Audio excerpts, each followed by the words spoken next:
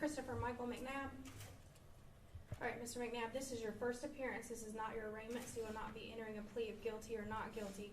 This is your first opportunity for me to explain what your rights are, for me to tell you what you have been charged with. You have the right to remain silent. Anything you say or do in this hearing can be used against you at a later date. You have the right to have an attorney present with you. That can be an attorney that you hire or an attorney that is appointed to you by the court if you cannot afford an attorney. You have been charged in warrant 17 MGW 1955 through 1958 with the following felony offenses: aggravated battery, concealing the death of another, malice murder, and felony murder. Each of those is felony charges, as I indicated. You will have the right to a trial by jury in superior court, where the state will have to prove you guilty beyond a reasonable doubt. Each of these charges is a felony and will have to be indicted by the grand jury of Newton County. They meet the first Friday of every month, which means their next meeting will be the first Friday of November. In looking at the charges, this court does not have the authority pursuant to OCGA 17-6-1 to set bond for you on the malice murder or the felony murder. You or your attorney will need to file a motion for bond in superior court on those charges. Because this court cannot set bond, once that motion is filed, within 10 days of that motion being filed, the superior court judge will hold a bond hearing. The court does have the authority to set bond on concealing the death of another or aggravated battery. However, utilizing my discretion based upon the other two charges and based upon your criminal history, I'm going to deny bond on those two charges as well at this time. Do you have any questions for the court, Mr. McNabb? Have you filled out an application for the public defender's office? Do you wish to fill out an application? All right, that'll be all. Thank you, Mr. McNabb.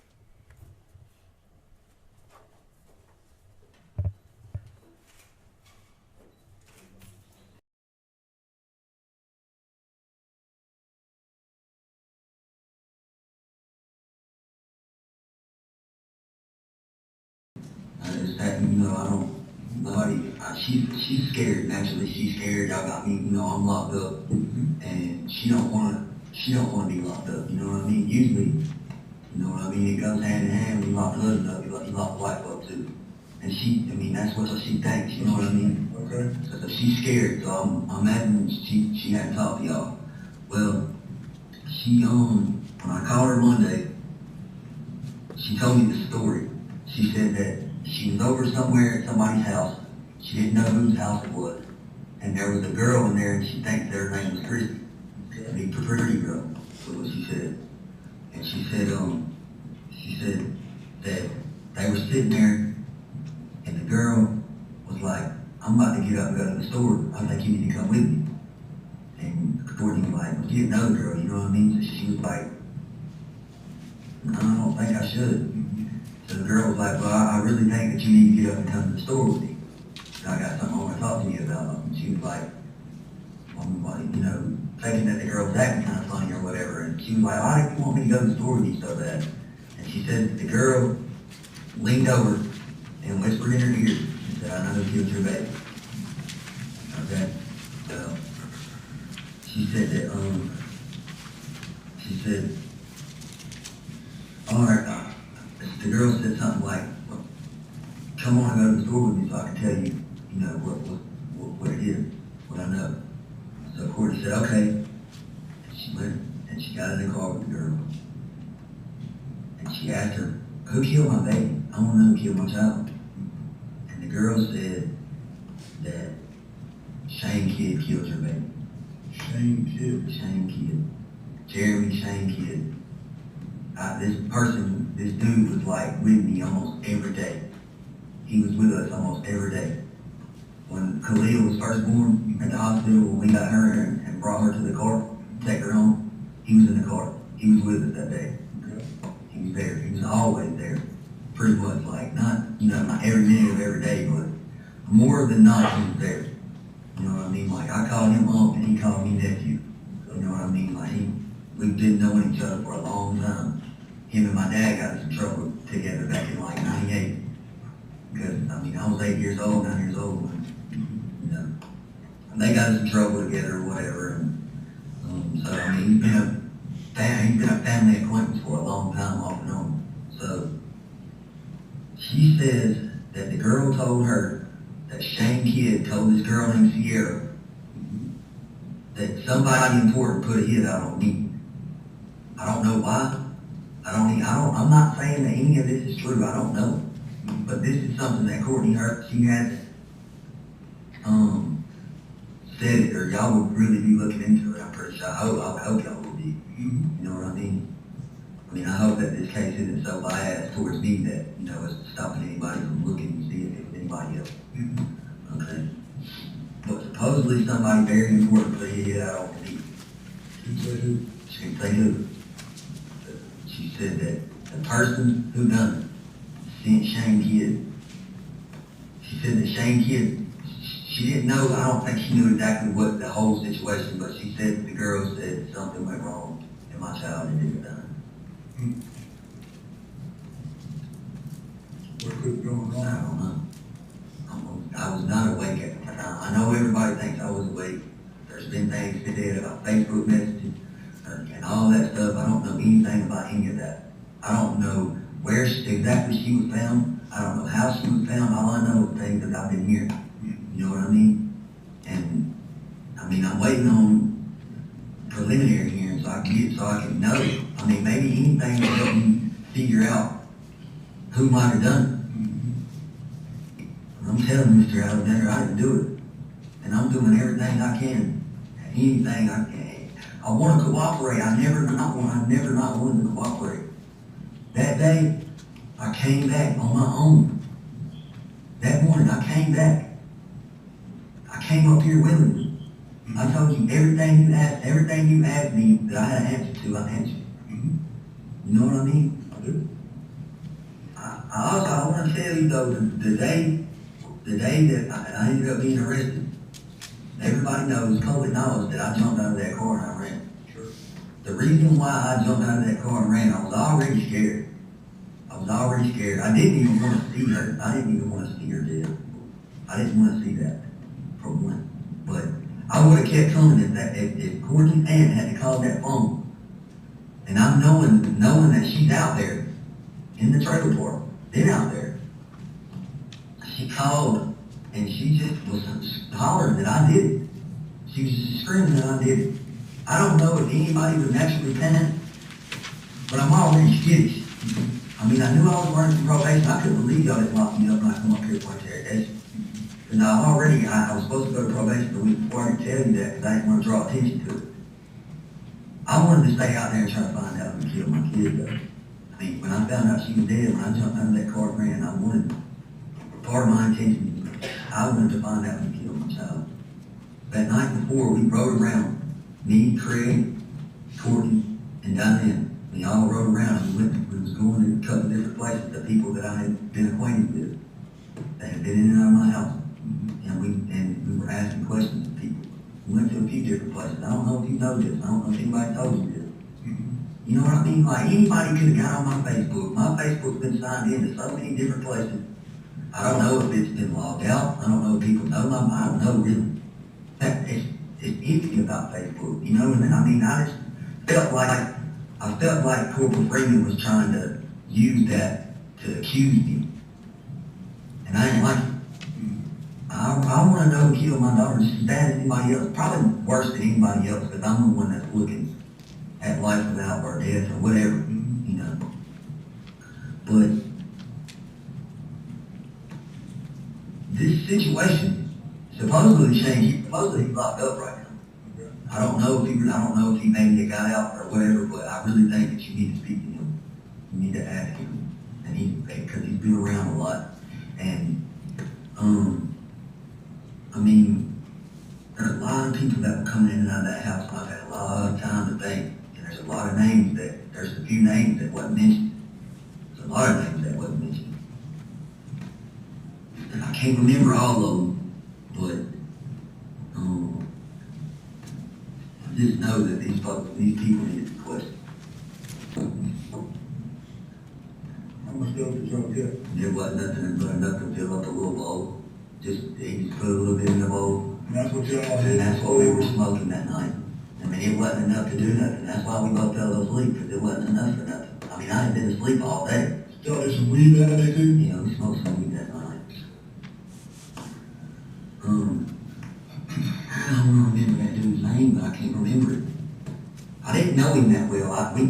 home one day.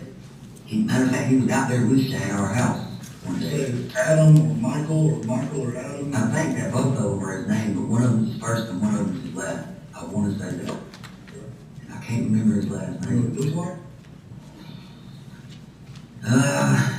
He's probably my height. He's an older guy. He's probably in his 30s. He might be 40. I'd say he's probably in his 30s. He looks older.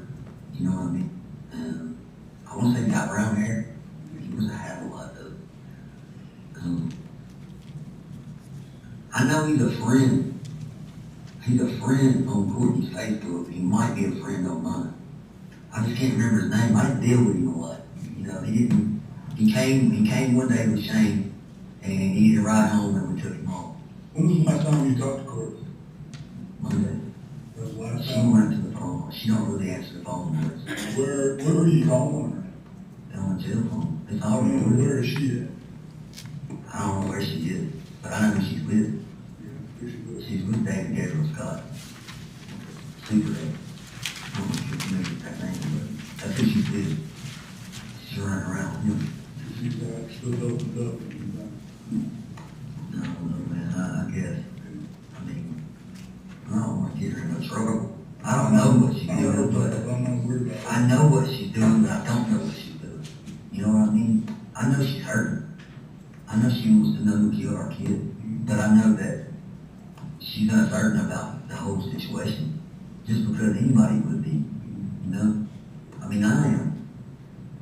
I just know I didn't do it. And I know she didn't do it. I just don't see how she could have had anything to do with it either. Because the way we fell asleep was her legs was on top of me. Her legs were right here. I fell asleep on her leg. Like this. And there's no way she could have got out from under me without waking me up. There's no way. And when I woke up, and that's another thing too, you know, whoever did it they had no more than an hour to do whatever they done. Cause, I mean, I got up when my dad said that chest and they were both still there. You know what I mean?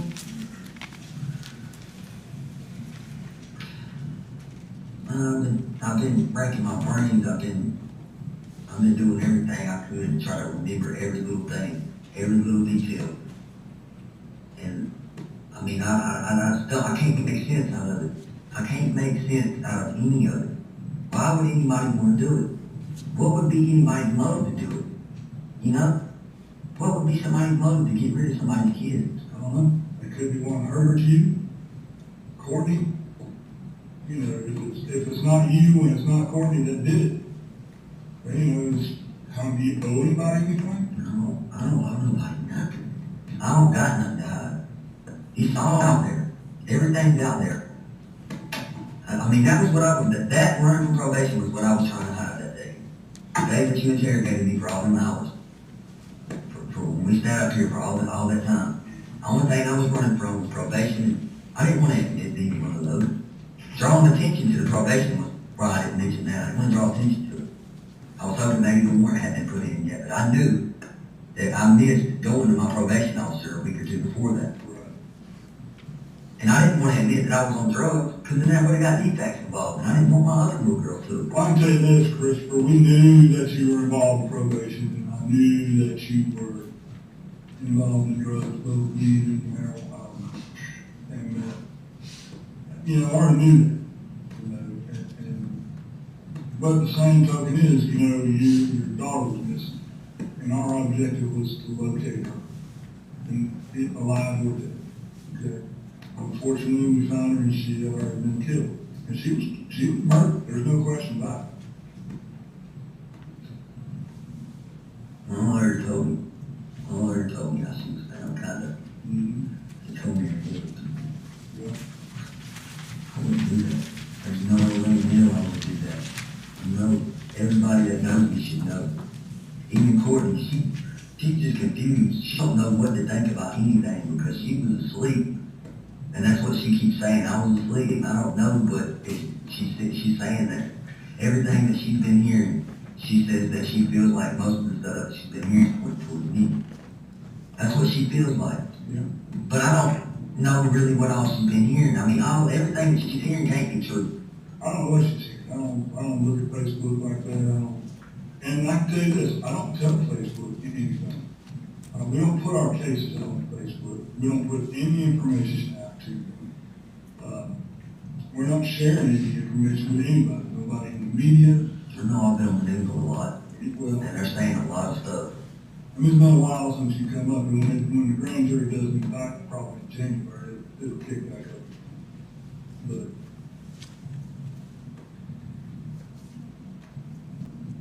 I mean, I wish that I wish I could figure out something.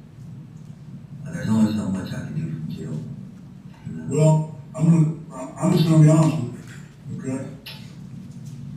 The last time we talked, the day that we found Khalida, the day that she was found, we didn't have a whole lot of information about the condition of her body, the manner of death, all the stuff, you know.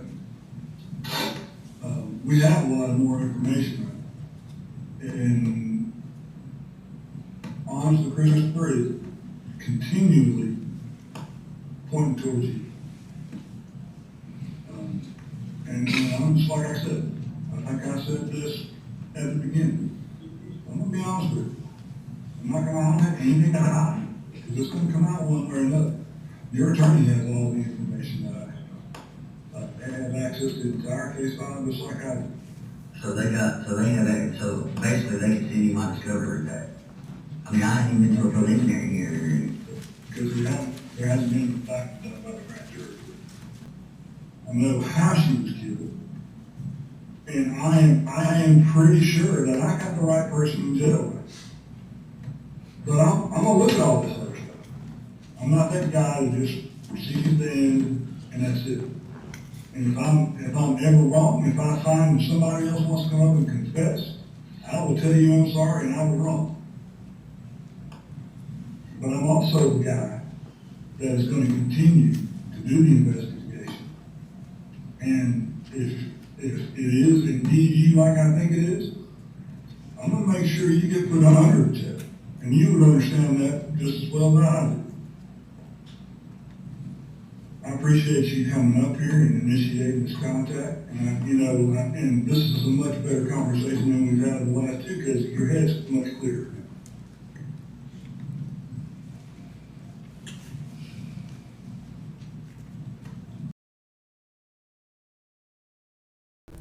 Okay. Is everybody ready? Bring out Mr. McNabb. Are y'all ready for the sentencing hearing?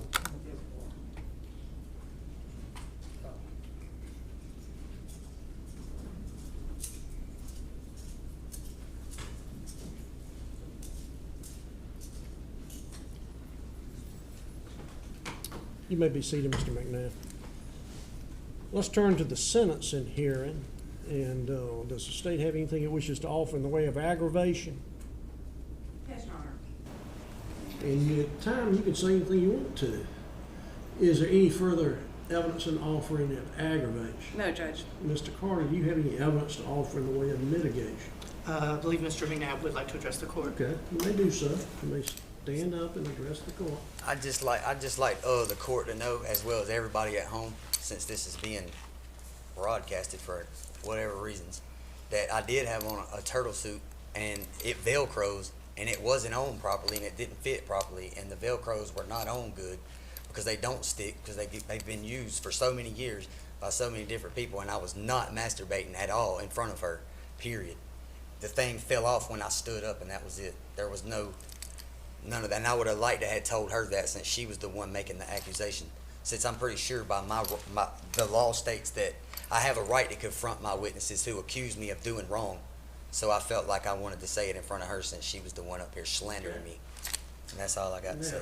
You sure you don't want to talk about the sentencing and all of that? That was the only thing you wanted to tell the court? I mean, I haven't heard anything about a sentence. I was just Sentence commenting you on that. I for the understand that. charges. And I just wanted to know if you had anything you wanted to say to the court. I mean, I got a lot to say. I got a lot to say, but I'm not going to be able to say half of it. I don't know, because I don't know what you're going to say. I'm innocent. I didn't do it. Okay. I've maintained that the whole time. I feel like there was things that were allowed to be said that should have never been allowed to be said that didn't have no nothing whatsoever to do with the case and what was being said. Just because somebody has domestic abuse issues with their spouse doesn't mean that they would put their hands on their kids, which has also been pretty much proved that I've never touched my kids in any harmful manner whatsoever. I've never harmed my kids. I didn't even hear anything that said that I had done anything to her in front of the kids. So that doesn't make sense either. And, you know, just to let the record show that I don't think I ever put my hands on her in front of those kids. And I just don't feel like just because somebody has domestic issues with the female in their life that they love, that they were just able to just say, oh, he don't love you and all that stuff just in front of everybody or whatever, which doesn't matter. But I just don't understand how you find somebody guilty of doing something to a 15-day-old baby because there was no evidence whatsoever that proved anything about me putting my hands on my kids. I've never done it. I never would. I don't believe in it. I was beat as a child, and I don't agree with it at all. And I would never do it. I would never do this. That's all I got to say. I would never do it. I'm innocent. Well, I can make a lot of comments on what you said. I can make a lot of comments on the trial, but I know that was just be arguing with you or talking with you. I'll ask you one simple question. You claim you're innocent, so you tell me what sentence the man or woman that you claim did this should receive. If you ever find out who did them, they deserve to be under the jail. Okay, so they ought to get the maximum sentence. Most definitely. Okay. On the crime of malice murder, I sentence you to life in confinement without parole. On concealing the death of another, I sentence you to 10 years in confinement, consecutive or after. Count one. Do you understand each of your sentences? Yes, sir. I want to advise you that you have 30 days after today to file a notice of appeal It'll be filed. on this case. I'm going to instruct Mr. Carter on behalf of you to file a motion for a new trial to make sure your rights are protected. If you wish to allege that Mr. Carter did not do an effective job, then we'll bring in another attorney to handle the appeal so that issue can be raised, and that's fine with Mr. Carter. He takes no offense. I think he did an incredible job. Well, that's fine. I'm just indicating to you that in order to claim your attorney at trial was ineffective or did not do a good job, you have to raise it at the earliest moment, which would be here. I won't be filing anything against my attorney. That's fine.